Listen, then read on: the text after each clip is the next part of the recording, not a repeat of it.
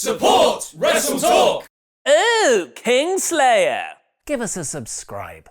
Seth Rollins beats Roman Reigns. Seth Rollins beats John Cena. Seth Rollins recaptures the hearts of wrestling fans everywhere. I'm Ollie Davis. I think Triple H locked Vince McMahon in a cupboard, and this is the 19th of February 2018 episode of Monday Night Rollins in about 4 minutes. Raw opened with a gauntlet match between the 7 men in this Sunday's Elimination Chamber, a match that would proceed to take up the first 2/3 of the episode. Roman Reigns and Seth Rollins kicked the gauntlet off with a really solid 20-minute match. But while the pre-match interview was dedicated to Roman beating Brock Lesnar at WrestleMania, Seth trying to work his way back up the card was the heart of the story, which Rollins eventually won with a countered roll-up. But Rollins overcoming Reigns was just the prologue to what came next. An incredible 30-minute match with John Cena. The two men told their story to perfection, a tired Rollins being picked apart by a slightly heelish Cena. But is John being a heel trying for count-out wins? Or is he just playing smart, wanting to exert himself as minimally as possible to survive the gauntlet? It gave Cena an excuse to work villain without turning him, making Rollins the underdog babyface by default. 2 STF rope breaks, a missed Phoenix splash, Rollins kicking out of the AA even though everyone does these days. And after almost an hour in the ring,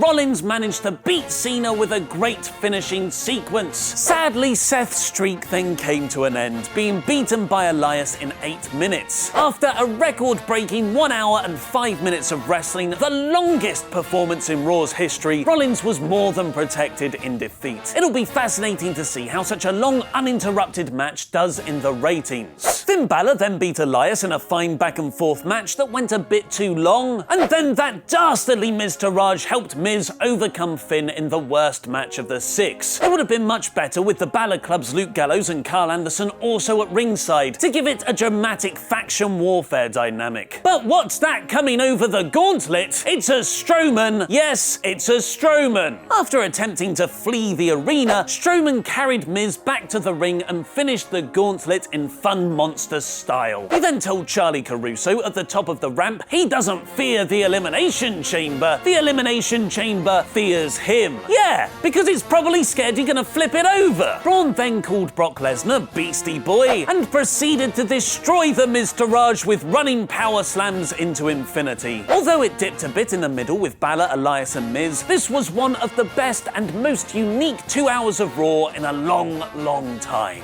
Next up, WWE announced Jeff Jarrett is going into the Hall of Fame. The video package hailed him as one of the greatest Intercontinental Champions of all time. One of the best heels in the business. Are we forgetting anything? Like, did he start any wrestling promotions of it? Okay, no, we didn't. Moving on. Unfortunately, Asuka's in-ring promo with Renee Young never fully connected, with the English script not flowing nearly as well as her fiery Japanese. But it seems Asuka isn't ready for Nia Jax, who left her laying with 3 leg drops, brother. However, Nia isn't ready for the Swaft Nation. Top work, sign guy. Ronda Rousey then got a good video package of her wrestling training. Titus Worldwide beat the Bar in a fun short match, with Apollo rolling up Cesaro for the shock win, which will presumably lead to a title shot at the pay-per-view. After their classic Raw 25 encounter, I'm being sarcastic, it seems Bray Wyatt and Woken Matt Hardy will go at it one more time, with a promo setting up an Elimination Chamber match here. Matt said he'd been feuding with Bray for eternity, yes! I know how you feel. Alexa Bliss tapped a Sasha Banks in a 6-woman tag main event, which oddly positioned the uneasy alliance between the champion and Mickie James, who were on opposite teams, as the main story of the match, when the Bayley and Banks tension is by far the more interesting. It was all to set up a team dynamic heading into the Women's Chamber, with Absolution versus Bayley and Banks versus James and Bliss, who stood tall in the scuffle at the end.